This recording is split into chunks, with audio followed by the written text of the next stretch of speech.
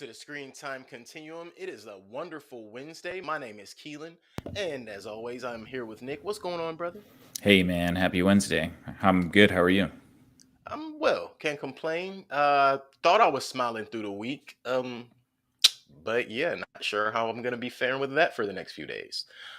But outside of that, I'm doing well, can't complain. Kind of excited to cover this one. This is one that I'm hoping some of the viewers have watched and they can tune in with us. And if not, I'll definitely be coming back to these comments for those who watch it late.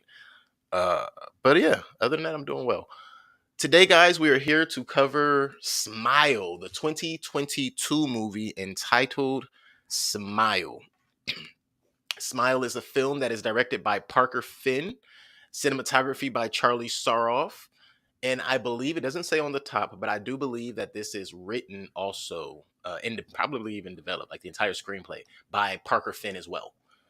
Uh, this movie is starring, let's get that out, Sosie Bacon, Caitlin Stacy, Kyle Gallner, Jesse T. Usher, Cal Penn, Jillian Zinser, Rob Morgan makes a cameo, as well as Judy Reyes, Sarah Kapner, and a bunch of other people that you probably have seen in a few other things or that you may see in some upcoming things.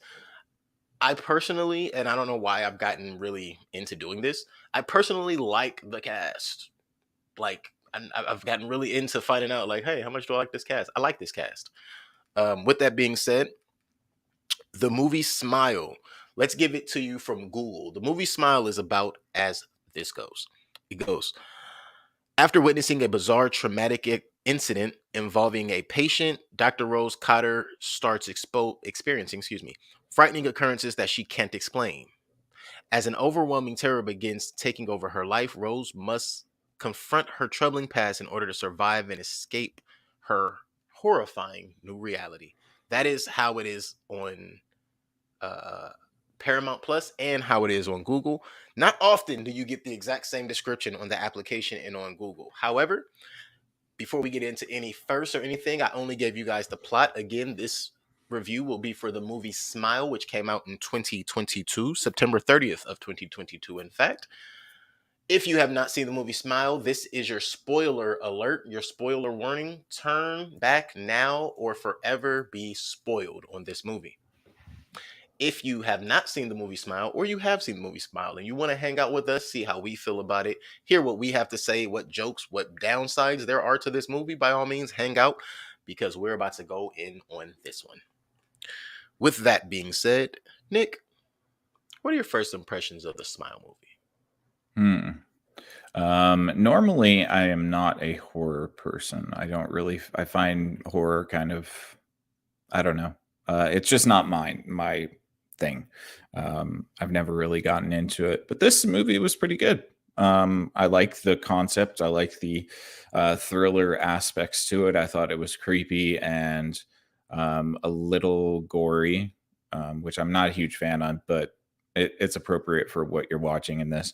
I will say I am very upset because this kind of takes an idea that I've been working on and does it already. So I guess I don't have to work on that idea anymore, which is fine. I mean, like, it's not like it was an original idea, but there were some elements that have definitely paralleled some of the things that I've been working on for a short story.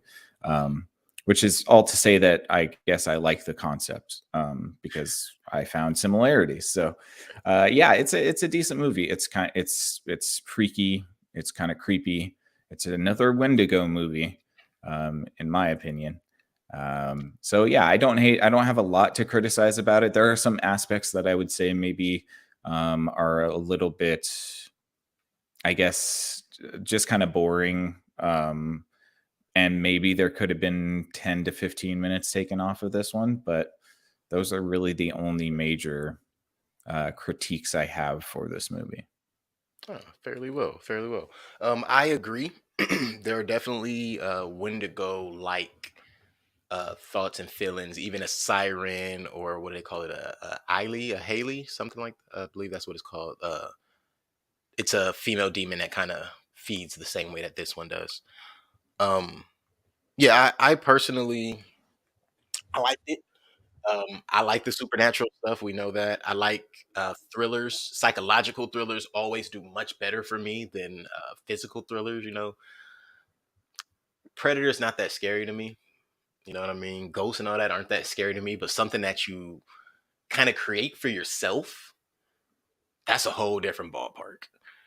Um, so for me, oh, well, actually, sorry, I want to comment on the short story you said you were making that parallels this very close or somewhat. Mhm. Take this as a deterrent. Let this movie stand as you're on the right path. This is clearly what people are. Maybe. Yeah, it was kind of the similar type of villain where, Mhm. Oh, got it.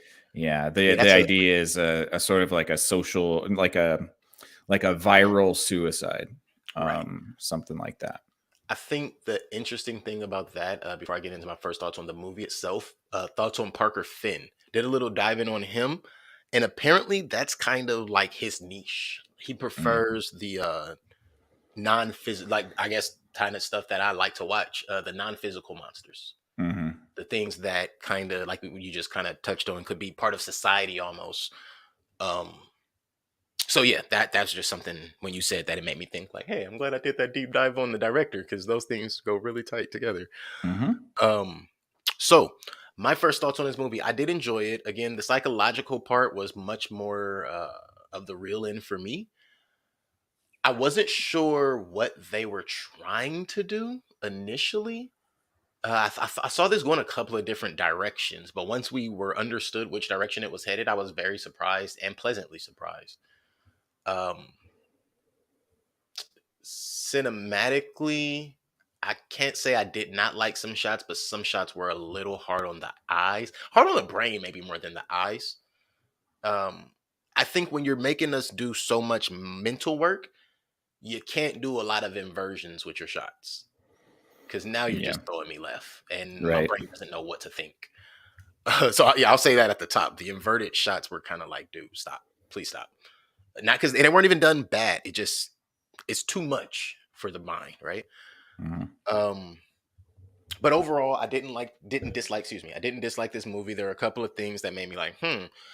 My biggest takeaway from this movie, I will say right now, mental health and how this parallels very close to how mental health is discussed in a healthy discussion in real world.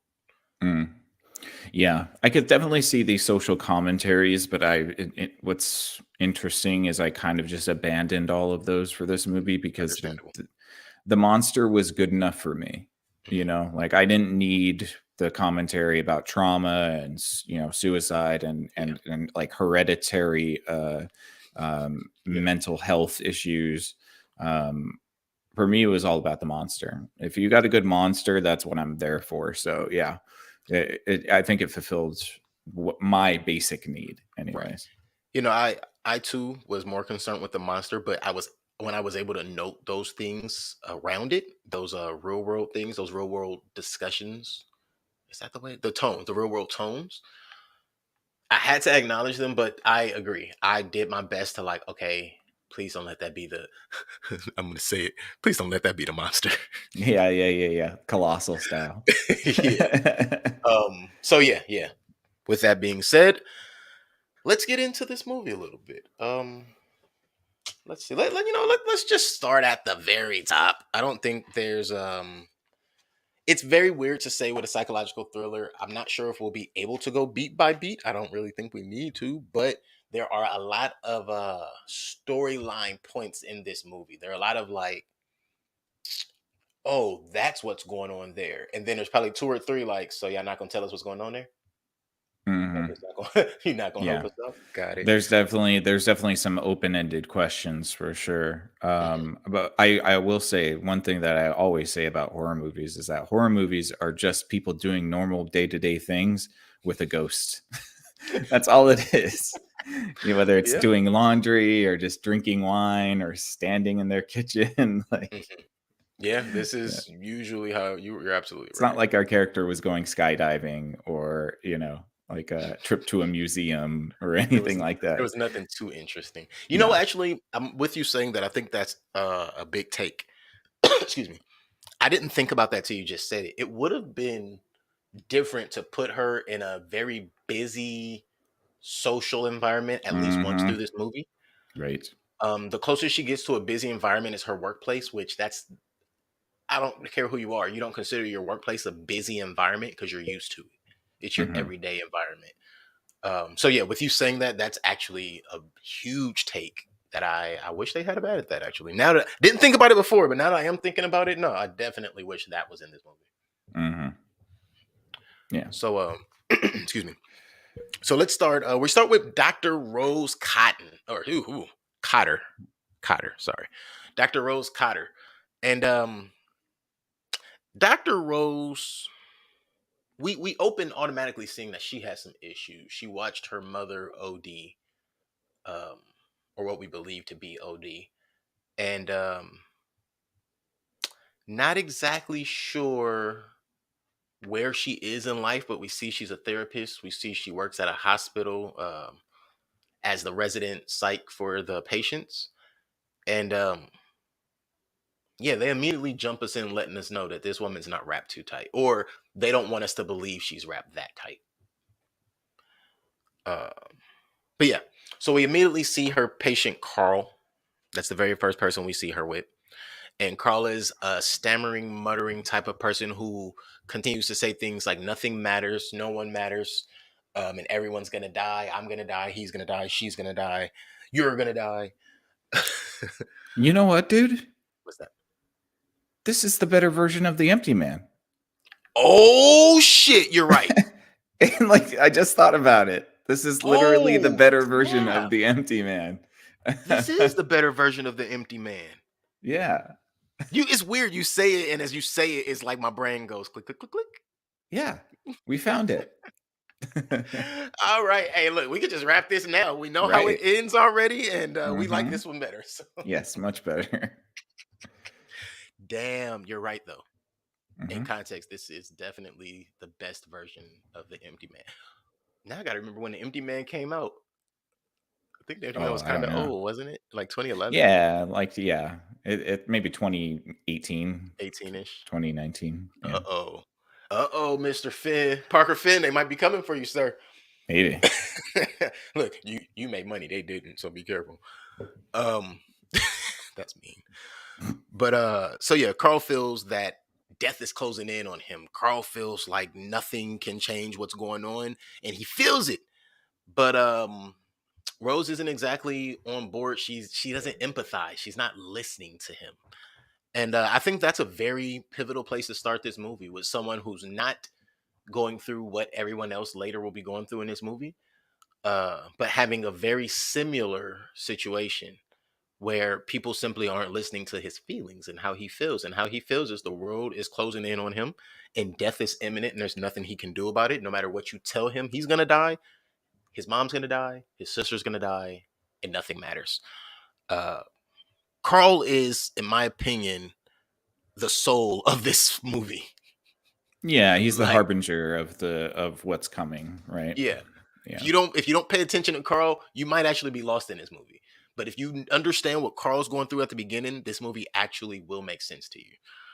Um, so yeah, Rose puts him under observation, which I think is a cold thing of her to do, honestly.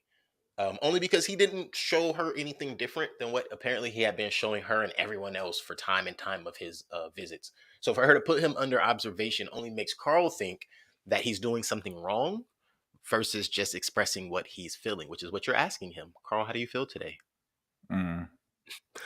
Yeah.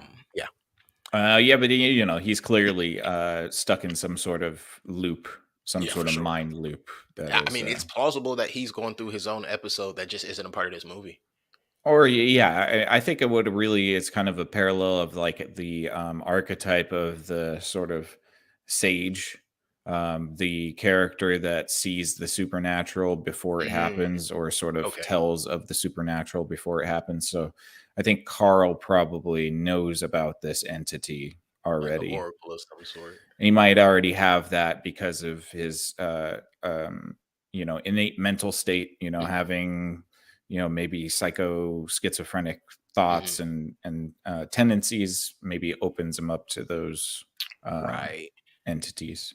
All right, and it's funny because when you started saying that, that's what I was thinking. Is his mental state leaves him susceptible. However, because his mind state is so weak, they can't control him. Right. So he's aware of them; they're aware of him, but there's absolutely no connection. Yeah. Wow. Yeah. See, look, I didn't even think that deep about Carl, but yeah, now he is. I'll say this, and then we can move forward. He's like the old man in Dogma. That Right. yeah, Hmm. you know what I'm talking Hmm. about. So yeah, after she has Carl put under watch, Rose is called into her boss's office and kind of ridiculed for putting a patient under therapy, or excuse me, on a schedule that didn't have any insurance. Her boss isn't really mad, but he does scold her, and his whole thing is, "Hey, let me know so I can get in front of this before they come down on my head," which Hmm. shows that she has a level of support. Through this entire movie, that's something that we see from the very beginning. Is everybody likes Rose. Rose has a lot of support. She's literally surrounded and showered with people who honestly care about her, but they all also know that she has some hidden things that she hasn't dealt with. So there's always the possibility for them to not pay attention. As she's going to her boss's office, I think it's so important, and I didn't realize how important it was going to be. I thought it was going to come later in the movie. There's somebody screaming, being pulled out of an ambulance while Rose is walking across to her boss's Hmm. office. And they were screaming, and it was so audible. Usually you'll hear like some non-audible screaming or something in the background. This was very audible screaming. And when I realized how articulate it was, I was like, that's going to be important. And I wrote that down, that Rose is being ridiculed for a patient on insurance, and we see a patient screaming as they're brought in and while she's leaving and gets a call. Yeah. Um, I assumed that that was the girl. That. yes, Yeah. yes, that's why I bring it Hmm. up. That because I assume as I didn't think it would be the next scene. Is was the point I was getting at. Hmm. Is after she leaves her boss's office, she goes. He basically tells her, "Hey, you need to go home and get some rest because you haven't been home in a while. You haven't been asleep in a while." She goes. She packs up her office. She's leaving, but as she closes her door, her phone starts ringing, and I'm trying to figure out in this moment as her phone rings. I'm like, didn't her boss just tell her to go home? Like, shouldn't they be calling another therapist line if she It's was just. just sent home? I think it's just an illustration of her being sort of a workaholic, Yes, a thousand and percent. always at work. Yeah. 1,000%. Yeah, she was clearly burying herself in her work, hiding from her own traumas. Hmm. And so she turns around, she opens the door, she goes back in, she takes the patient. The patient is Laura. Laura is scared. She's having visions. Laura is telling her that what she sees she can't explain because people don't believe her. This thing looks like people. It wears people's face as a mask. It pops up in her dreams. It pops up in her reality. She can't tell dreams from realities anymore. And all it does is smile. It's a smile of pure evil. And that smile, I mean, that entity told her that she would die on that day. Hmm. And that's what she's there to tell Rose or anybody that came. Rose happens to be the person. She freaks out, falls, breaks some things, and then rips her face open with a piece of pottery. That was gnarly. I know Yeah. that's not. I know that's not your. Yeah, Gives yeah. herself a smile. Gives herself a Joker. Why so serious, son? Yeah. Um, I know that's not your thing, like the blood and gore portions, but that was so. That was like a great shot It was a good because scene. It was a good yeah, horror scene for sure. yeah. The actress that played Laura, I don't. I would love to know how many times she had to shoot that. Cause I'm Hmm. sure it's a fake skin bag and she tears that open. But I would love to know how many times she had to shoot that to get the face right, to get the motion right, to get the body language right, Oh, and the they got it fall. so right that they made her the cover. Yeah, they did. Yeah, they Yeah. did. Yeah. Because yeah, she had the look. Like Hmm. I like actually would have liked to see her character a little more through the movie, but with that smile. But we really only got a clear version of it the first time, and everything after that was like a shadowy version of her. Hmm. Um, but yeah, I feel like if anybody in the entire movie, the very first person we saw, the character of Laura, she executed the smile and the sinisterness of that look. But after she slices into her own face, we see that um, Rose is just kind of staring into it. Like it's the weirdest thing because in that moment, I also forgot Rose was recording, but we'll remember that later. Um, well, not later, but we remember that when she's listening to it, right? Hmm. But in that moment, they dive into Rose's eyes. Something that I didn't realize when they go into her eyes, I'm trying to figure out what was it they were trying to get us to see. Like, was it like an animal instinct? Like, I didn't realize that never came full circle. Like, that was just Yeah. a I cinematic think choice. that I think it was her to illustrate her catching the contagion. So she Got caught the virus after witnessing it. Kind the of like, suicide. so it was almost like us going into her eye was like the illusion The of entity, spores or or the the entity. entity going into her eye. Yeah. Yeah, going into her brain. Hmm. I Yeah. like the way they did that at the end more so than the beginning. Yeah. Yeah. Yeah. Yeah. Thank you for that because I was, what the hell happened here? So anyway, uh, what I thought was that was the part I was going to mention when Laura, excuse me, Laura falls on the floor and Rose is looking at her face. She has the exact same look on her face that Rose's mother had at the beginning of the movie. Mm-hmm. That was like, oh, okay, that's why it's messing with you because of you're holding on to this. Like that jumped out to me right then and there. Like, oh, it's you holding on to your mom. And from that moment, let me say this: I actually was expecting this. That I expected it all to be in her head. I mean, it was, but like nobody else was really involved. Like she just made it all up in her head. I was really Yeah. waiting for that because from the very beginning, you see, like I said, Laura has that same semblance of her mother's face, and it's like, is she really making all this up? Like I said, all just her way of coping, and now her brain's broken, and it's spiraled on her. That's what I was thinking was going on. Like her brain had broken from taking in so many other people's trauma and avoiding her own. Um, but right after that, Rose is interrogated by what we see as two cops who just, they have a preconceived notion of people who are in the mental hospital. They have a preconceived notion of who Laura was already from reading her file, and it just didn't seem like they cared much for Rose's side of it. No, they just wanted to close the case. They just Yeah. needed to have the details so that they can say, this is what happened, done. Mhm. Like if Rose had just said she's crazy, they would have left it at that. Oh, yeah, yeah. Excuse me. Now, what we find is interesting. We don't exactly find out who the fuck Joel is, but Joel comes back the next day. We'll get to that, but Joel comes back the next day. Joel is the other cop, I guess the white cop, because it's the white and the black cop. Good cop, bad cop. Joel's the good cop. Joel comes back to the hospital to check on Rose, and Rose seems upset, but we don't find out, and they never actually tell us who Joel is to Rose. We put it together, we figure it out, it makes sense. After the receptionist asks, she's engaged, right? But I'm single. It's like, oh, okay, he's an ex-boyfriend, got it. Mm-hmm. But because we had just met her sister, that could have just been a brother who they didn't associate with. That could have been a cousin, an uncle. It could have been anybody. Yeah. Yeah. It's just, I didn't like that they didn't at least say, hey, Joel and her used to date. Hey, I haven't talked to you since the breakup. Say something, But even later when she has a little discussion with him in her head about their relationship, all she really says is they've been really close forever. They never say exactly what their relationship was. But he does try to check on her, and she really gives him the cold shoulder and shuts him down. And so she goes home. And this is the first upside down scene we see when she goes home. I didn't feel like there was any significance to either of the times they flipped the screen upside down. No, 3 times they flipped the screen upside down. I mean, yes, there is for what we're leading into, but for the exact next scene, there isn't. And that's usually a little different. We usually see the, inversions of something right as we're going into something changing, not as we're getting into the makeup of something changing. A little bit of a different style. I'm not saying I hate it, but it was just something I noted. What do we think of it to this point? So right now she's only getting home to have her first vision of Laura. Trevor comes home. Shout out to Jesse T. Usher. Oh, He that's was not Laura. very That's her A-Train mom. still.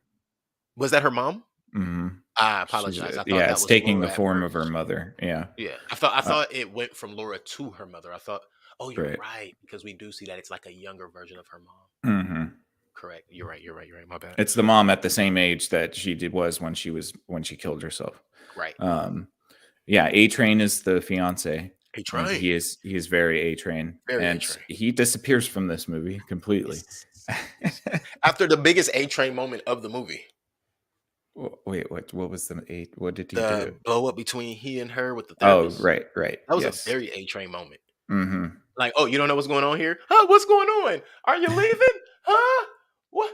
Ah, come on. Yeah. So H. I was sitting there like, dang. If matter of fact, I'll say exactly what I was thinking. In that moment, I was thinking, damn, for a minute, I forgot he was A Train. For a For a little minute. bit, I mean, Jesse T. Usher's a good actor. I'm not acting like he's not. But in that moment, A Train came out. And I'm like, Mm-hmm. oh, come on, bro. You're such a good actor. You could have did that better. And we've been watching him act forever. It's not like he just became an actor. You know what I mean? I'm not Again, 100% sure why even the husband or the fiance is a part of in the this movie. story. To show that she had some level of foundation, Yeah. that she was living a Somebody regular life. somebody that would keep the ghost away. Basically. But That's yeah, pretty much what it is. I think yeah, it was just this whole like, oh, she has a regular life, or she has some semblance of a regular life, which we find out is really not it. Because her life is shit with or without this entity. Hmm. Her life is shambles with or without this entity. But we'll get to all of that because it's all written right here for us. None of it's a secret. None of it's a secret. She has a shit life, and people ridicule her for it the entire movie. Yeah. Well, she kind of chooses it, right? She This is doesn't. yes. Yeah. She chooses a shit life apparently, and that's why people are actually ridiculing her. Apparently, the best thing she has is a cat, or had is a And cat named Mustache. a wealthy fiance apparently, We because don't even know what the hell he did. I mean, he's obviously got a good job. He comes home in a suit and they live in a nice house. I mean, like, he's You obviously know doing what? okay for That is himself. so 1970s style family. I don't know what Yeah. else to say. Right. Honey, I'm home. What does he do Hmm. for a living? And then you go to the office and it's Mad Men style. You still don't know what they do, but they all work in the office. Hmm. I don't know. Mad Men was about advertising, but technically, you don't know that. You True. don't. So yeah, he comes home and the first time it happened, I was like, okay. The second time it happened, I was like, is this just what married people go through? The shattering of the glasses? I guess only husbands understand that one. Stop breaking the damn glasses. Hmm. Did you break another glass? How? Did you? Was this one an accident? This one was an accident. You were mad. Like, come on. But yeah, so sorry. No. So she comes in. I mean, excuse me. Trevor comes in to Rose, startles Rose because she had a vision of her mother, and she drops the rest of her wine, and she drops her glass. I also want to note that bottle of wine had less than 2 glasses of wine in it, and she didn't finish it this entire movie. Yeah. So she's not an alcoholic. Not an alcoholic at all. They tried to Yeah. make you think she was, but she is not an alcoholic. White wine too? Oh, come on. She could have. That's 1 glass. Um, Although huh? I said, I guess, yeah, we'll get to the. I have a big problem with this movie, and we'll get Okay. to it. Oh, okay. I'm Yeah. glossing over it, but I'm not there yet. Got it. No, not yet. No. So let's see. Oh, they decide to go and have dinner with her sister. Her sister's a bitch. Her brother-in-law's a bitch. But they're family, so it is what it is. Hmm. I want to know if her sister's a stay-at-home. What does the brother-in-law do to where two things? One, he feels that she shouldn't be speaking to him a certain way. Which you know what? It is his house. That's a whole discussion we can actually have when we get to that scene. But the sister's a stay-at-home who is ridiculing her sister for being a civil service doctor. Hmm. Did I miss something? No, man, because she's around the gross plebs. Like that's She did. She calls like, her out for that later too. yeah. I mean, like, that's it. That's what it is. It's like, you're doing gross stuff. Why are you doing that? We're too good for that. Yeah. Yeah. And it's like when you see the situation they came out of, it's like, lady, who are you? Well, she left. That's the True. thing. That The that's older the sister got out of there. right. That's actually the biggest thing with her. I forget what was the sister's name. Who knows, sister? Good point. So yeah, sister. Yeah, she was. I think her husband, and her kid could have done. We could have done without him. Yeah. The Again, kid, like, unfortunately, the only reason these characters exist is because the monster needs you to have people in your life true to torment you. to torment. Yeah, yeah, Yeah. absolutely. And hey, again, these people already do a pretty good job of tormenting Rose. So you add this entity in, and it just kind of all bubbles over. But yeah, they're telling her that that she has a shit job, and she needs to do better. Fast forward at work, Joel comes by. Oh, said that already. Um, oh yeah, and now she sees her first smiling person, which is Carl. Um, let's see, where can we skip to after that? Oh, and Carl was sleeping. So she sees Mm. Carl smiling. She has them restrain Carl and put him under a 5150 watch now. And Carl was asleep. It Just wasn't actually happening. didn't even, yeah. Um, what I thought was interesting is when she was asked about that by Dr. Was it Desai? Um, he's getting her account, but not getting the account of any of the nurses that had to go in there and grab the dude who wasn't doing anything but sleeping. Yeah, I don't know. It was her call to put him in, Yeah. observation. So I guess she's, Oh, that makes and sense. then she 5150'd him, and Yeah. So so she's the yeah, warranting, like the warranting officer, basically. yeah, Whoa, that's a scary situation to be in. It's weird because it's not like I don't actually know how those things go, but just thinking that's how that was playing out. Like he was under her watch, so he's her charge. No matter what she says goes, and the only thing that has to happen is her boss has to question her integrity behind it. Damn, never put me on that floor. Um, but yeah, so this is when Rose is forced to take a week off of work for mental health. Her sisters also kind of come at her about not being able to come to her nephew's birthday. So on her way home, she picks up a train for her nephew and she wraps it immediately. Um, but Trevor is running late coming home, so she's home by herself when she does this. And remember, when she came home, she went straight to the wine. So we already saw she loves her cat and she loves her wine, even though she don't drink that much of it. She gets the train, she wraps it. The next thing we know, the alarm goes off and the back door is open. Nothing really comes of that, but the Mm-mm. cat is gone. So we're led to believe that the cat got out of the door or somebody stole it. But door is open, so it's an animal. Cat got out of the door, and that's where you just kind of move on. Trevor comes home to police walking out of his house and is like, "Hey, yeah, have a good day, fellas." What? Have a good day, fellas? Nah, officer, not. Somebody better tell me something. Right. Yeah. Exactly. Right. I'm not going all the way over there to my wife. What y'all doing? What's up? I don't know. Right. Maybe that's just me. Maybe that's too real world for this discussion at the moment. But I don't know. Well, I mean, Rose is quickly becoming a liability for Trevor, and it's probably Uh, best if he if he decides to keep his distance. yeah. Because I kept Severe thinking to liability. myself when that happened and the police were right there, I'm like, oh god, like you know, he's rolling up on a police scene. The police are coming up here. There might be a confrontation here. Thank you. I was thinking the same thing, and that's why I'm like, nah. He should have pressed them. He should have pressed them for information first, Yeah, yeah, because yes, everything you just said. I was like, the black. Matter of fact, let's go back to how you described it earlier. The black man who comes home in a suit in a nice car every day. right. Now To a I'm in nice front of my house. nice right. I'm in front of Yeah, my nice big old house I'm paying for. right. Somebody's gonna answer some questions. Hmm. That's all I'm saying. I don't care what the answer is, but I'm questioning. Matter of fact, I just turned into an officer. Go ahead and stand there. You're being detained. All Yeah, right, I'm yeah. letting it go. But yeah, so the alarm goes off. She breaks glass number 2, but there's nothing going on. The sliding door is open. The cat is missing.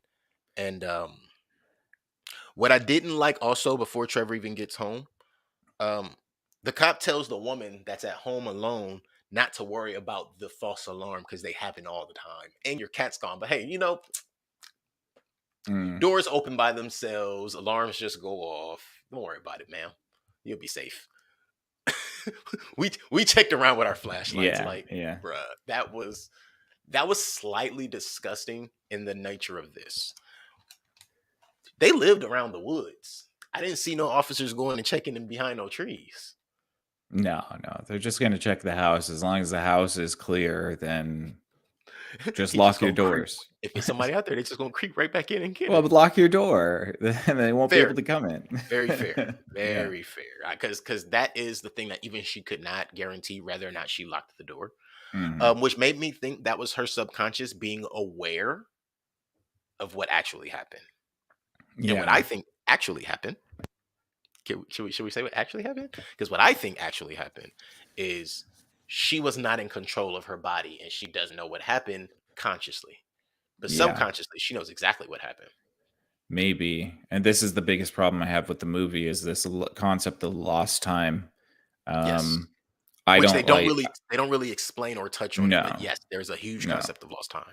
Yeah, and some of the lost time has physical effects on other people, whereas others doesn't have any effect on anybody else. So it's like that part I didn't like 100% because like the whole cat thing is the biggest lost time part of the movie, Yeah. and that never gets really explained.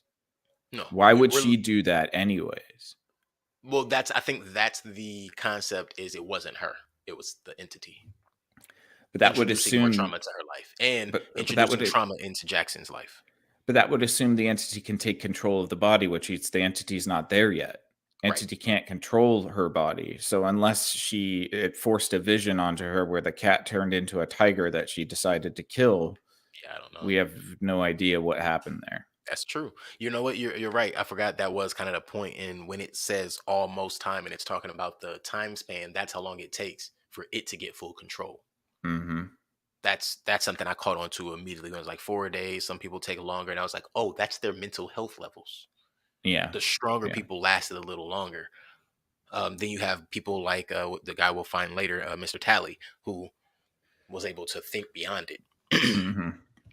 So yeah, Trevor comes home. Rose will not open up to Trevor, and he finds another broken glass, and he's like, "Did you break another glass?"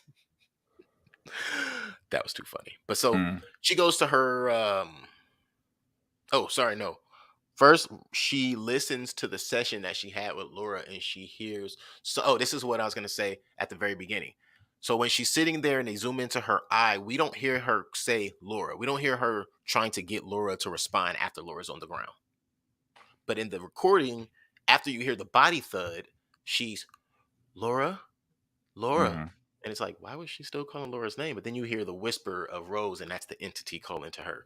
Hmm. Um, and that's the first time that uh, it affects Trevor because she's scared to the point of which she's scared. She runs, she grabs a knife, and she not barricades, but she backs herself up near the refrigerator. And Trevor, being the loving fiance he is, he speeds downstairs with A train speed. And then with A train stopping ability, catches himself and backs up to the other wall, like, Almost catches a "Oh, knife to the chest. put down the knife, Yeah. put down Rose, Rose, Rose." I appreciated Jesse being able to like put that. We don't even get to see him be that excited in The Boys. Hmm. Oh, actually, except for when they put him on the speed and tried to kill him. But that's it. I think that in that moment, when Trevor comes down the whole situation, as a therapist, why did not Rose understand that she needed to be under psychiatric watch at some point? She's a therapist. Oh, wait, she was told not to self-diagnose, right? Yeah. The Maybe that's why. therapist and all of Yeah, that. because the therapist made it very clear for her to try not to self-diagnose. So that actually could be why. Uh, That and like she might just get thrown in a room for the rest of her life. you know what? She is a therapist. She does know that once she in there, you could get yourself in, you can't get yourself All out. right. Yeah. Yeah. That's a cold setup, but it is. It's a Hmm. setup. Uh, so yeah, Rose is scared though by her visions of Laura or excuse me, of her mother, and she goes to see her therapist. Now, her therapist makes it very clear to her that Laura was never her patient. She's a girl that she met for 10 minutes. She was not Mm. exactly her patient. However, Rose's therapist also starts to bring up Rose's past, wondering if the two things, her past and the present things in these visions, are correlated. But essentially, all in all, Rose is there because Rose understands what she's going through, at least from a therapist level, and she knows what drugs she could utilize to get these symptoms up off of her really quick. So that's what she really went to her doctor for, her therapist, to ask for this prescription, thinking she had a friend, someone who would believe her and try to help her through this. But she didn't. What she had was a therapist, someone who thinks she's psychotic and Mm-hmm. needs help. Yep. Put Um, it on her record. mhm. And I'm not exactly sure why she expected anything different, but I guess at some point, even within your own trauma, there is some level of not gullibility, but plausible deniability. You can absolutely act like you don't understand what's going on when you want it to work out in your favor. But she Mm-hmm. knew that if she actually said what was going on, like, come on, lady. Hey, I'm seeing stuff. Things are trying to kill me. People are shapeshifting right in front of me. Give me some drugs. Yeah. Yeah. Not Like, gonna she happen. didn't think that through, but I understand why they had to do that. So, fast forward to the birthday party. Rose goes. She gives her nephew the train wrapped. He goes to open it in front of all of his friends at his party. And what does he find? Mustache, the Dead cat. cat. Yeah, I Uh, saw that as soon as he picked up that present. I mhm. was like, "Oh, it's the When cat." Yep, I didn't. I promise you, Nick. I was like, I forgot about Mustache until it was his turn to open that gift, and it was like, oh, that's from Auntie Rose, and I was like, oh fuck no. I was like, Rose, go get that present. Rose, go get that present. Rose, go Mhm. get that present. Yeah, I wrapped That the to wrong me, thing. I'm sorry. man. I mean, listen. If it's honestly one scene that could be removed, take the birthday scene out. I didn't need that. Yeah, and see, Nobody. that's a really big flaw in the movie because we see her wrap the toy train. Yeah. So at some point in the movie where that doesn't show us, it's that What she she did. re she did something with that present and then She was put the hallucinating cat the train. in the train box. So no, actually she unwrapped it, removed the train, and then put the dead cat I in the see what train you're box and saying. then rewrapped it. Okay, I see how you saw that. So you saw it as if it was something that we didn't see her do.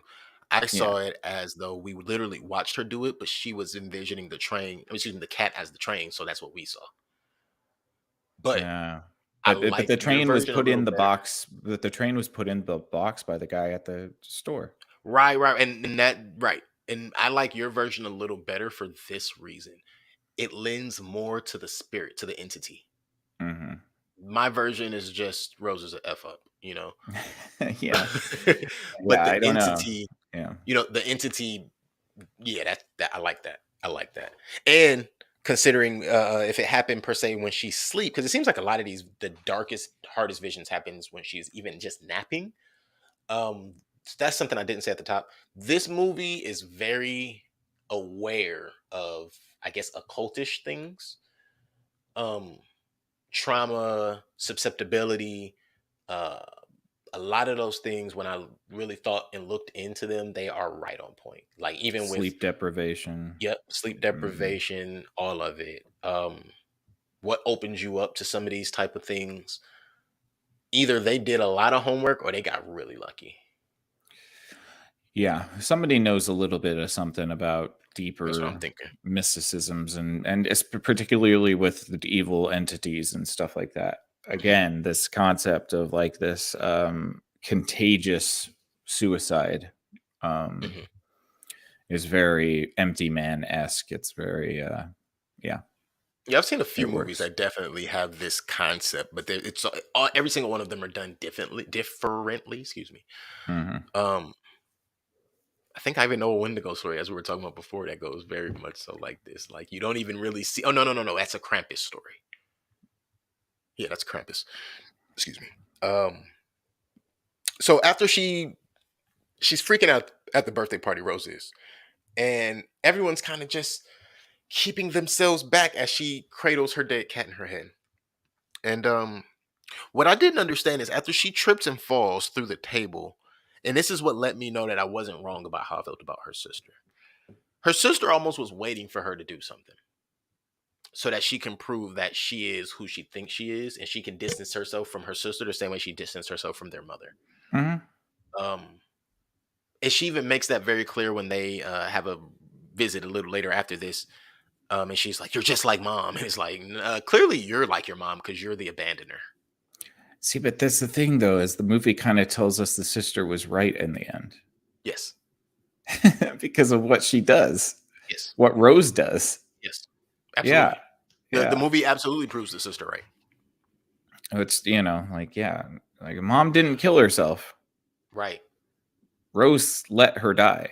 right. And all of it's Rose's fault from the beginning. Yeah, yeah. And that's basically what the sister said, but she blamed herself for leaving Rose and then vicariously blames Rose. Hmm. But yeah, I caught that too. It was like, so do you know what happened or do you not know what happened? Because when we really started thinking like, I'm not sure her sister don't know. Hmm. I'm not sure her sister don't know. The way she phrased what she said. So yeah, Rose's therapist, the cat, she falls through the table. So when she falls through the table, this is what let me know that the sister really could care less about her. Your sister just fell through a glass table. Contrary to everything else going on, you actually know about her deep seated trauma. So even if you believe what happened she did, you were very aware that there's only one person in this room who knows anything about what's going on in this woman's head. Even if she's absolutely nuts, you're the only person in this room who can actually do anything and help her. Instead, you're going to stand with your friends and look at your sister like Yeah, she's a problem.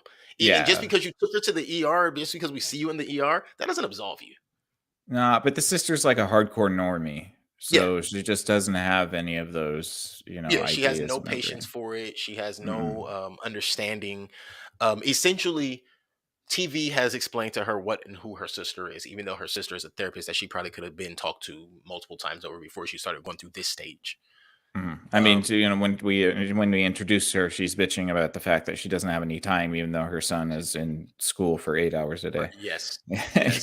Like, Literally her main complaint is, yeah. "Oh, I have to do this and I haven't been able to do Pilates and then I have to pick him up from school," and more wine to the face. Hmm. Um, and you know what? I'm not mad about her life. Hey, enjoy it. Live it up. Just don't rub it in other people's face. Doesn't sound like a bad life. Doesn't Sounds all sound right. bad at all, but Yeah, don't rub it in other people's face. Nobody fair want to hear enough. that shit. Um, so yeah, she takes her to the ER. Trevor comes to the ER. She's told Trevor everything. Now Trevor is even looking at her crazy. But no one believes her. It doesn't matter if it's Trevor, sister, brother-in-law. Oh yeah, really quick. The brother-in-law was validated, and the way he like, you gonna talk to me that way of all people? It let me know that the brother-in-law is the only reason her and her sister actually have a relationship, and her sister cut her off years ago. But the brother-in-law had to be that. I believe he's that in between. Maybe. And now he's even at a point where it's like, yo, of all people, I'm the only reason you have a relationship. That's how you're gonna treat me. All right, cool. Go ahead. Hmm.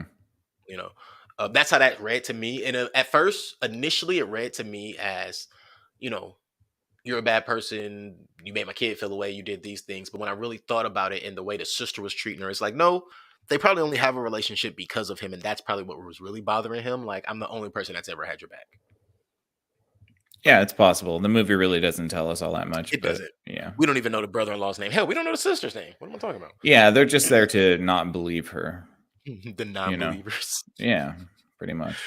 But yeah, so everybody thinks she's crazy, and she decides to sit and tell Trevor the entire situation, what's going on. Um, Trevor thinks she's nuts. Hmm. Basically, tells her and says exactly to her, "What do you expect me to say? What do you want me to say? I don't know how to feel about this. I don't know how to take this. I just need some time." He's the only person, in my opinion, who had a real human reaction. I have no clue what to do here. I don't know how to Yeah. help you. I just Yeah. don't know how to help you. And I don't think that meant he wanted to ghost on her, but that's what kind of happens. I guess. Uh, I mean, again, the fiance shouldn't have to be there because it's the ex-boyfriend anyways. You know what I mean? yeah, So, yeah, like, that's she could have that's a been fact. just alone and then gone to her ex-boyfriend because that's where she ends up That's where anyways. that's who her knight in shining armor is. Hmm. Also, I want to note that when she fell through the table, she had straight cuts on her arms, on And both glass, arms, giant and pieces glass. of glass Yeah, stuck in there. Yeah. which to me, I wish they had dove in a little more on that into the entity's ability, right? because having her fall through the glass and then cutting up her arms in that way, I'm thinking maybe they wanted to go that way a little bit, but that might have been cut out the movie. That might have been too much to add in, right? But if she hadn't had that fall in front of a group of people, you could have kind of tried to write those lacerations off as off as if she was trying to commit suicide. Mm-hmm. Maybe. Or for the first time in the movie. Like that could have been a very interesting thing to play on of she's aware that this is going to happen, so she already tried to take some effort ahead of time to only find out that that's not how you do it. But then again, the way they explain it later, they couldn't do that. So Mm-hmm. let's see. People think she's crazy. This is before that. Okay, yeah. So she goes to Dr. Munoz, the professor who Laura watched take his own life. She goes to his home, speaks to his wife. Come to find out, he had drawn some of the things he had seen. He drew the entity itself as well. Um, and he also witnessed someone take their life at a convention in a hotel. So Rose goes and asks Joel for a favor after she gets that information, finds out who this guy watched, finds out if they saw anybody, and they get to a point where they find out there's been a trail of 20 20. cases. 19 people are no longer with us. One person is in prison. And yeah, let's see. Oh yeah, he does help her, but she's not really giving him too much information. And yeah, they found out about the train. Oh, 4 days. This is what she's coming up on now, finding out that most people only last 4 days, maybe a week. Mm-hmm. And Trevor calls the therapist. They ambush her. She don't like that. That's the last we see of Trevor. Uh, Then they Rose head to goes. the jail. Well, the Rose and her sister freak out happens right before that. But yes, then they go Oh. to the jail. Mm-hmm. And I know we already talked about that, so I wasn't going to go back into it. I just wanted to state where it actually happened. But that happens, and then they go to the jail. So as all this, her trauma is just continuously building. One of my favorite moments was when her therapist came after the whole jail, but her therapist comes to talk to her, just kind of pops up, right? And even though we find out how that goes, and we'll talk about that in a moment, but the questions that the therapist asked her, or excuse me, the response she gave the therapist like, "Oh, are you okay? Like, how are you feeling?" And she's like, "Okay, well, let me think about it. My fiance thinks I'm crazy. My sister just cut me off completely, and my therapist or my ex therapist is popping up at my house. I think I'm doing great outside from those three things." That was the best answer she could have given because, yeah, I don't think I'm doing well if the people who are closest to me are telling me I'm not doing well. I can't be doing well. Even if I think I'm perfectly fine, the people who I trust the most in this world are the people telling me the only people I can confide in, or I thought I could confide in, are people telling me that I'm not okay. Um, that answer, in my opinion, set up the climax for everything else. But so the point. This is where we get all our information. Joel takes Rose to go and see Robert Talley. Robert Talley is a real estate agent who survived the entity by murdering someone, and then the eyewitness took their life 4 days later, and the cycle continued. Yeah, because the loophole is that the entity will force you to kill yourself in front of somebody, but if you murder somebody in front of somebody else, then it jumps Passes on to that the way. person that witnessed it. So that's how Robert Talley was able to escape his fate. Right. And I thought it was brilliant that when they explained he did his research, I'm sure some people wouldn't understand how, because if you missed that he's a real estate agent, and he finds all the information. First, he found the chain in Brazil. Um, if you missed that he's a real estate agent, you would probably wonder how would he be able to research this? I mean, it's real estate. I'm pretty sure they can contact police and all those kind of things. They have money, so he could dive into some research databases, things of that nature, and he was able to track, the same chain of people witnessing people take their own life and then taking their own life within a week. I'm pretty sure that is not a hard chain to catch on to. Like you could look that up and like, oh, whoa, how many times has this happened? Hmm. Hey, Big Mike is here. What up, Mike? Yes, sir. What's going on, Um, Mike? so yeah, I think that him stating that, I thought that was brilliant. At the exact same time, is he didn't need to. All he had to do is say that he figured it out. We didn't really need to get the excess, but if you put the excess together, I guess with him being a real estate agent, he probably has more resources than the average person, and so he did a little bit of research to figure it out. I mean, you could also just follow the names, looking it on the computer and then looking Hmm. other people up and just Oh yeah, following the yeah, cases and stuff. So that's I true. don't think he needs to be, I in can some man, secret club come of real on, like estate he agents. has a friend like Batman somewhere. Yeah, no, I just think he's good at Googling. Yeah, most people are nowadays. Well, Yeah, you know what? But you know what? As a real estate agent, I'm sure you have to be pretty good at googling. maybe, maybe. Mike says it's kind of like the movie It Follows, but with sex. I don't know if this movie is like, there's no sex in this movie. Yeah, I was about to say what sex? Maybe he watched a different movie. Yeah, I'm like, But it is like It Follows. Yeah. Very much like that. Yeah. wait, is a movie called It Follows? Hmm. All right. Yeah, and it's kind of a similar premise. Like the people, it's like a prowling entity that Mhm. keeps hunting people. Yeah. Spooky. Yeah, there's too many of these out here, I guess. So, oh yes. So this one we get to after he tells her, the entity needs trauma to pass. So again, that's one of those things I noted, the trauma portion. Rose's therapist stops by, but we find out after they have that discussion, her phone rings. She gets the phone. It's the therapist on that real therapist on the phone, and we realize that it is the entity that is in front of her, and it tells her it's almost time, Rose. Hmm. She doesn't go to sleep. Usually, we find out she was asleep or something. She wasn't asleep in this situation. She was actually awake. Yeah. Um, but let's see. So after the therapist is the spirit. Oh, so now Rose has made the decision. It seems as if she is ready to commit murder. And she gets the big knife. She goes to the hospital, and we see her go to Carl's room. And we see her start slashing on Carl when Dr. Desai comes. That would be her witness. Hmm. Um, That's pretty fucked up. I thought that was icy. Like, whoa, Dr. Desai, that's how you gonna do your boy? That's so messed up. And Who then had Carl nothing to do starts with getting this? into it while she's stabbing him. Carl, He's like, Carl was definitely getting into it. he's into it, into being stabbed. So when he didn't scream the first time, I was like, oh. Then she stabbed the second time, and I was like, oh shit. And she starts going in, and then he starts smiling and laughing, and it's like, uh-oh. And she Hmm. realizes what's going on, and she's in her head again. It's not that, and then Dr. Desai peels off his face, and it's the entity. She wakes up to the real Dr. Desai at her door or her window, just checking on her, wondering why she's there, sleeping in her car, like anybody else would. She realizes that she needs to be alone in order to take care of it. And if she's alone, then it can't jump on to anybody else Hmm. because she's smarter than this entity all of a sudden. Yeah. She also, I can tell she never played chess because you were not thinking moves ahead, ma'am. Oh man, Not at this thing has already figured that whole thing out for you. all. I mean, it's in Yeah. your head, so I'm pretty sure it knows your thoughts. Right. Just me. So yeah, she speeds off and she ends up actually going to her mother's house, the old house she grew up in.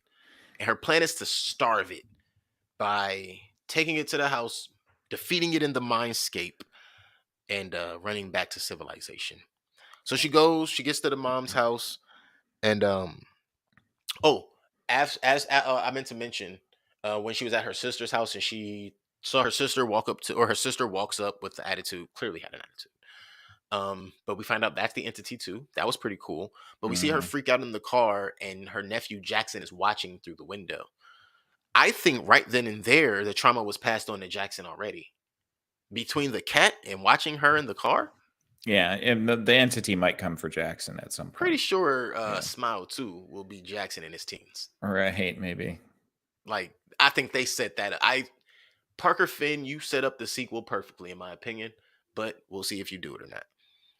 But yeah, in my opinion, that's the setup for a sequel for sure. And the reason that it will be Jackson is to torment the mom, to torment the sister, Hmm. Sure. specifically because of her. You wanted to run from Maybe. it? Here, it's hereditary. You can't do anything about it. Right. Um, so yeah, she plans to starve it. She goes to her mom's house, and we find out that Rose's mother didn't. She may have overdosed, but she overdosed because she asked Rose to call for help, and Rose refused to do that. Uh, Right. that's not the twist I was expecting. I mean, it does. I guess I don't know if it's a necessary twist in that maybe it gives a little bit of justification for the entity. Um, like Mm, there might be some sort of like maybe all of these people have some sort of guilt-ridden guilt. background. Mhm. You know, Yeah. um, With the so exception of Tally, which is how he was able to figure it out and get out. right, right, His yeah. guilt. He had to form some He had to level of create guilt. create a Yeah. guilt. Yeah. Yeah. For sure.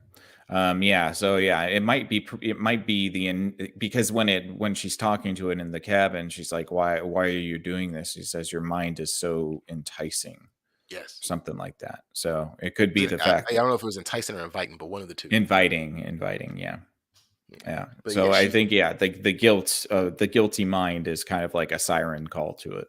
yeah, her negative thoughts were tasty. Hmm. Uh excuse me. So she goes, she gets a kerosene lamp, and you can tell she's planning on setting the house on fire, or at least that's what it seems like. And she sees her mother. She apologizes to her mother. Her mother apologizes to her. They have a discussion for a minute. Um, but then the creature reveals itself, and I don't know if the creature revealed itself because Rose was getting too chummy, or because it was just like, all right, we're over it. Like, there's nothing. I mean, There's it's no it's absolutely only interested in torture. right, So that conversation, I'm surprised that Rose even entertained the conversation because it's a mhm, conversation with the demon. right. I mean, like That's that's not true. your mother. You know, it's not your mother. That's true. It's just a psychological game it's playing. Yeah, and she was. I think that's the part that we probably both of us probably aren't really open to. Is she needed that? Right. I don't like Even if that. it came from a demon. Yeah, Yeah. yeah. Like, I don't like that part, but it seems like she needed that to try to move on, or to seem like she could move on. But so they get into a little tiff argument, and in the mindscape, um, the entity reveals itself in its true form and starts to choke Rose, telling Rose that you can't run from your mind. Well, And she goes, "If it's quasi true form oh, because true, it's it's quasi." not You're technically right. it's true form, but yeah. You're right. Hmm. Um, so it tells her that she can't escape her own mind, and she tells it can't either because it's her mind. She Hmm. peels the hand back like a super strong, breaks its arm, takes the lantern, smashes it with the lantern. It burns. The house burns. Everything's burned. Everything's burned. Burn, burn, burn. It's over. Hmm. It's over. She beat it. Defeated the monster. She's defeated the big bad, and she Yeah, leaves, and she goes straight to Joel, of not to her course. fiance. Nope. She goes to Nope. Joel to tell Joel, Joel, this whole time I never told you what was really going on with me and how terrible life was. And, I had so much trauma, and you were the first good thing I ever knew.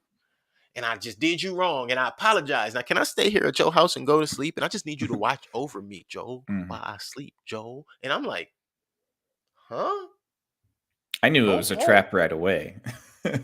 Fair. It got me. It got me. I'm gonna tell you, it got me until I was paying attention to the poster in the background behind Rose. Mhm, So the poster in the background is actually what got me, and that poster is a movie called Gilly Spiracolati, which is an mhm, Italian. It's the Italian name for Robert Redford's 1969 skiing drama called Down Here Racer. Um, which apparently it was just an inside joke, but that jumped out to me, right? One, because I don't know what the hell a spiracolati is, and it made me like, huh, what's that? But it jumped out to me because it seemed like something from a fever dream, mhm. right? Something that's not real, but it gives you real vibes. It makes you Something that think of might something feel real. out of place, There you like go. an Thank you. Something indication that you're in an illusion. right. Mhm, Because when we're looking around, and even there was like drawings and stuff over his desk, over Joel's desk. But Joel lived in a bachelor pad. The first time we were at Joel's place, though, it was very clean, like nothing really there. The second time at Joel's place, we see papers. We see, I think it was like a beware sign on the wall. We see the poster for Spiricolati. Um, and there was a couple of other things that I noted, like she knocked something off of the counter. he had something hanging from the back of the door. The very first time we were in his apartment seemed to have none of these things. Mm. So those things all made me wonder, like, wait, is this real? And of course, it was not, because we find out that He's always going to Joel be is, there for yes, forever. yes. He goes, I'm here for you. I'll always be there for you, Yeah. Rose. You realize it's a monster. It's Smile. That was good. Yeah. That was a good way to get her. And so she goes running out of Joel's apartment, and we find out that she only has ran out of the. She realizes she's only run out of her house, her mother's house. What's her house? She owns it. Um, and yeah, it's still in there. But then when she hears, she looks up and Rose, who's there? The real Joel. Mm-hmm. She Super. doesn't believe it. Her knight in shining armor.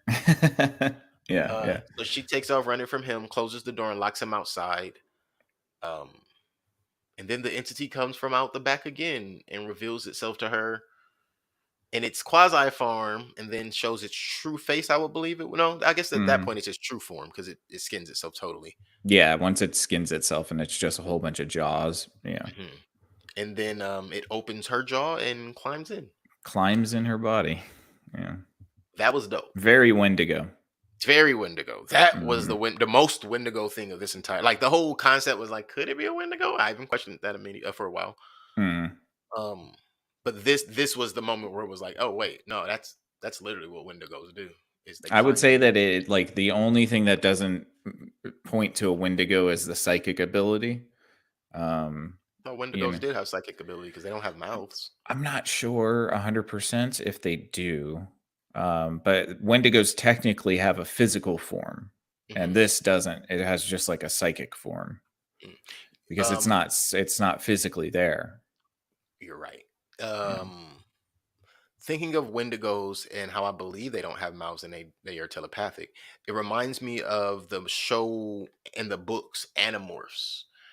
And there was a being in that was like part horse, part scorpion, part human. Mm, Um, they kind of actually could do similar to what is going on with Rose, could make that happen in people's heads. mm. Because they were a totally telepathic race. I don't know why that just jumped out to me, but thinking about that, it might not have had a mouth of the Wendigo itself. In the telepathy, it made me think of that. So there are a lot of different things that we could actually go back to, different lures where it's like, oh wow, this has been done a couple of different ways. Um, back to the movie. So it's inside and it has full control now. Joel, she's screaming no. Excuse me, not Joel. Rose is screaming no, so loud, screeching. Joel is panicking now, and now he's kicking in the door like a fireman, even though before he was just banging with his hand, like, that was going to open it. Now he's found a way to use his foot to breach the door. And when he breaches the door, he sees that Rose is there pouring kerosene on herself. Now I'm trying to figure out, how did she pour kerosene on herself and hold the matches at the same time? I don't know, but that's what happened. And Yeah. so she pours the kerosene, puts it down, turns around with a smile, and like strikes a match. And Joel watches her set herself ablaze, Hmm. in which the cycle continues. Because Joel is the new traumatized person, and Joel's a cop. So I maybe part two starts with Joel, and then we fast forward about 7 years to Franklin. Sorry, nephew's name was Jackson's 14th birthday because he's 7 now. But yeah, that's it. Yeah. And that's where the movie ends. I didn't like that ending. If Oh, we're let's be clear. I did. I didn't I want her know. to survive. Well, let's be clear. I Yeah. did not want her to survive. I'm gonna say that part. I expected her not to survive. I didn't like that ending because I would have liked to see it gets into Joel, and then we kind of see Joel moving in back into the real world. At Right. this point, for all we know, the house burns down with him in it, Yeah. Or he kills himself. or he kills himself right then and there. Hmm. You know, um, I would have liked to see, like, even as the credits are rolling, like we get it's a non-audible. We just see Joel back in uniform, back at work, kind of acting like nothing's wrong, but we see in his face that he knows something's wrong because like his hair be disheveled. He has that clammy look. That would have been kind of cool. Yeah. I think though Joel kind of believed all of this was happening He did. anyways. He so 1,000% did. I don't really even see him leaving. I think he might just have to off himself that right there I think so.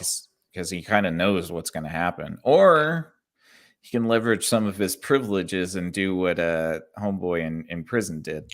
He And could maybe definitely leverage some of his privileges. Listen here. I'm not gonna do it. I'm not gonna I say it. know. We I just know. gonna let it fly because I just Yeah. had like 4 jokes, boy. Yeah. All right. So, any final thoughts about them? No. I mean, that's a pretty quick way for him to get rid of it, to be honest. It's a pretty quick way. I do not condone this discussion we're having. No, of course not. Oh, that's fucking wrong. Welcome to America. Mm. With that being said, yeah, final thoughts. Any final takeaways from the movie Smile? No, a pretty straightforward movie, man. Right. I definitely enjoyed it. I thought it was a fun thriller. I love a good monster, so I think that they did this monster really well. I kind of wanted more from it, but that's a good thing because it probably is best that there wasn't enough information about the monster. Right. It leaves a kind of a vague idea about what it might be. But yeah, I enjoyed the monster. I enjoyed this overall story. I like that it ended the way it did. I just couldn't see this thing being defeated in any way. I mean, you need like Charles Xavier to defeat this thing. I mean, seriously, like Professor yeah, X. this is a psychic complex that needs to like be beaten in the astral realm.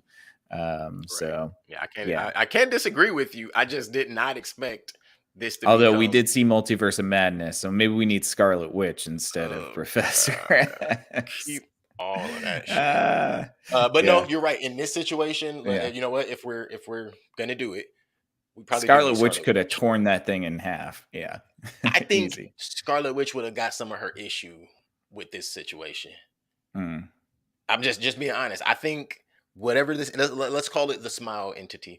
I think the Smile entity could definitely give Scarlet Witch a run for her money. For one thing and one thing only, she has way too much trauma that she ain't dealt with. And a lot of guilt. A lot Yeah. of it. Yeah. And she only packs on more and more every time she does something. Right. True. So yeah. True. And if it catches her after the Multiverse of Madness, let me tell you something.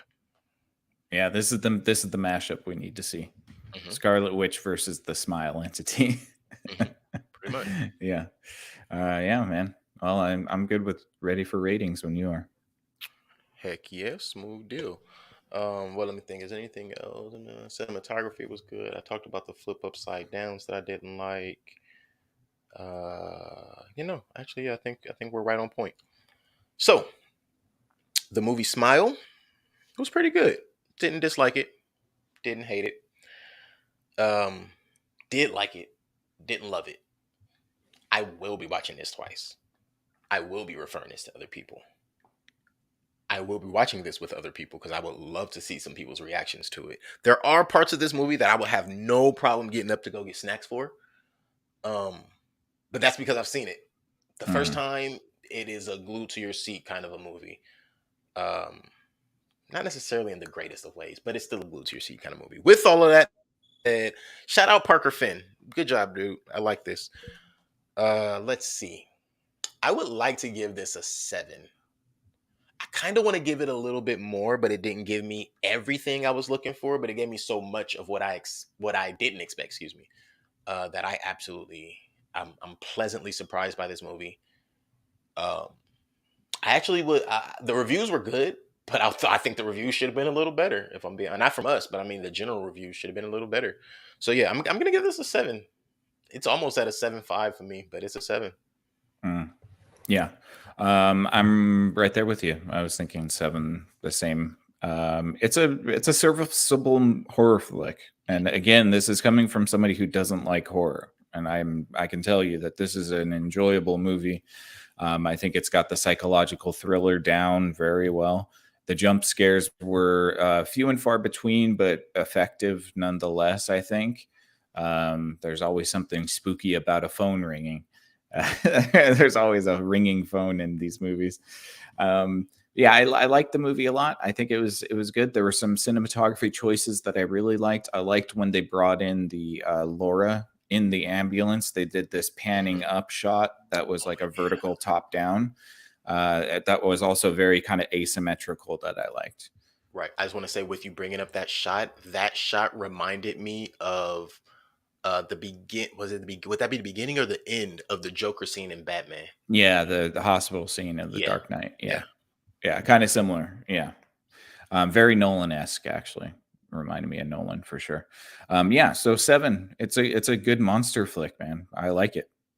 I don't know if they could do a second one, but I like the first one. I would almost be sure the second one's gonna go straight to app. We don't do straight to DVD in this generation, straight to stream. Stream, yeah.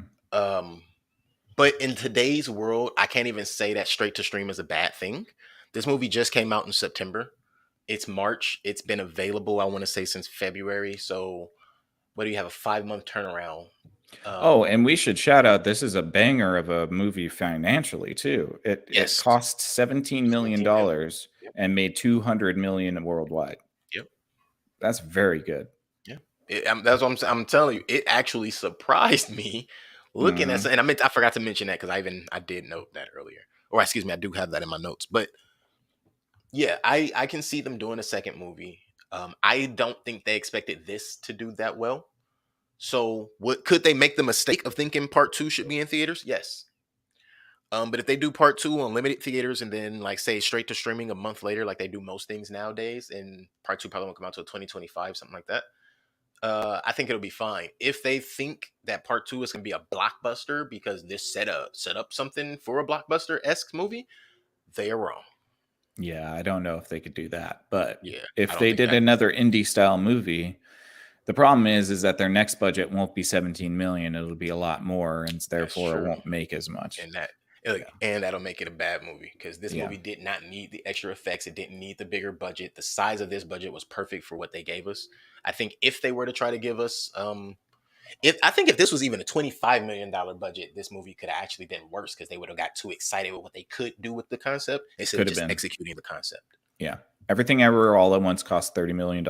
So, which is again, like some of the best movies ever don't cost that much. Eternal Sunshine didn't cost that much. Every time we talk about some of the better movies and what they cost, it's like, yeah. And then you compare them to the gigantic franchises that are, dominating Marvels and all of them. Yeah. Imagine what would have happened if that was owned by somebody else who sung music. Or somebody who wanted to do a $10 million, Marvel movie. Hey, now I heard a few of those stories. You could try. Actually, I think a $10 million Marvel. I'll say this right.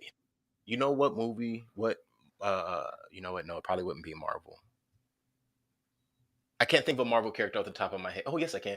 Gambit. That could be a $17 million Marvel flick. Mm-hmm. If you go on DC, Hawkman. That could be a $17 million flick. If you're not trying to we have to go to their planet and all of that, cut that out. Right. And you can make it a $17 million movie and it'll be good. But yeah, so it could absolutely be done in my opinion, but they always want to make things so fantastical. And in their defense, it is comic book, so people want it to be fantastical. They could make a Detective Batman for $17 million. Detective Batman would be so good, but you know why it wouldn't be good for them to make? They'll find out how smart Batman actually is, and never have they ever given Batman the credit of actually being intelligent. He's just rich. True. That's very true. You got to be rich to be able to do all these things and have all these Nolan's Batman was pretty intelligent, Bruce Wayne, because he did a lot of the fixing of the tech for Lucius Fox. Yeah, I'm about to say he still had Lucius, but you're right. He did the fixing of his own. Lucius built it all, but he was able to put it back into work. So you're right. But yeah, with that being said, cool. I smile. Smile. All right. Thank you guys so much for hanging out with us here on the Screen Time Continuum. This has been our review of the 2022 film by Parker Finn titled Smile.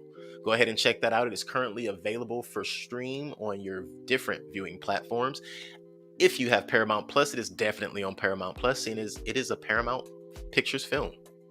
Check that out. Thank you guys for hanging out with us through our review. By all means, through the week, you guys know what's coming. You know how we get down. Monday, We have nothing for you. We want to give you guys a day to be with your family, be with yourself, take some time to yourself, make a playlist if you want to for the rest of the week. But Monday, we're going to give you a break as we always do. Unless Nobody something likes special Mondays. occurs. Nobody likes Monday. Case of the Mondays is a real thing. Just don't say that shit to me. If you've seen the movie, you've seen the movie.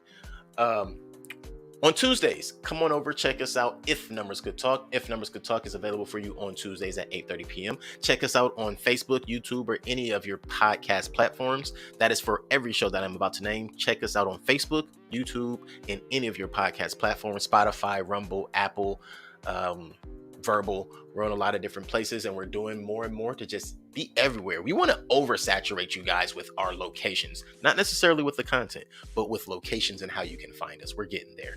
So If Numbers Could Talk on Tuesdays. On Wednesdays, oh snap, it's Wednesday right now, so you already know what to do. You right here, Screen Time Continuum. Come on back every Wednesday on the Screen Time Continuum, 8:30 p.m. Tuesdays and Thursdays, you'll be able to check out Dijon on Strawberries and Coffee over on Twitch. And you'll also be able to check out Mike on Twitch at King_of_Ilion. Both of those gentlemen will be giving you guys games, whether it comes from the archive, something new. They'll always be entertaining you. Be sure to check that out. On Fridays, head on over to the Exofathom. The Exofathom is available for you at 8 p.m. on Fridays. Check them out. Again, YouTube, Facebook, all of your pod droppers. Wherever you get your pods at, you're going to find the Exofathom. Just look. Don't knock me. Look it up. On Saturdays, going over, This Merry Moment is available for you between 10 a.m. and 12 noon. On Saturdays, This Merry Moment is also available on all of those same platforms. And on Sunday, you're going to come right back on over here. And guess where you at? Oh, you're already there, man. It's the Screen Time Continuum. Check us out also on Sundays. We appreciate you guys for hanging out. We, again, are working on giving you guys more, and more. So please don't hesitate to click the like, subscribe, share, and comment. We appreciate you guys. And for the Screen Time Continuum, oh, wait, let's back on up. For the Screen Time Continuum, hey, Nick, do you know what we're doing on Sunday? Yeah, I haven't actually picked out a movie because I think we want to try adding a casual conversation into our rotation. So I was thinking for Sunday, we might talk about what the best Steven Spielberg movie is. Ooh.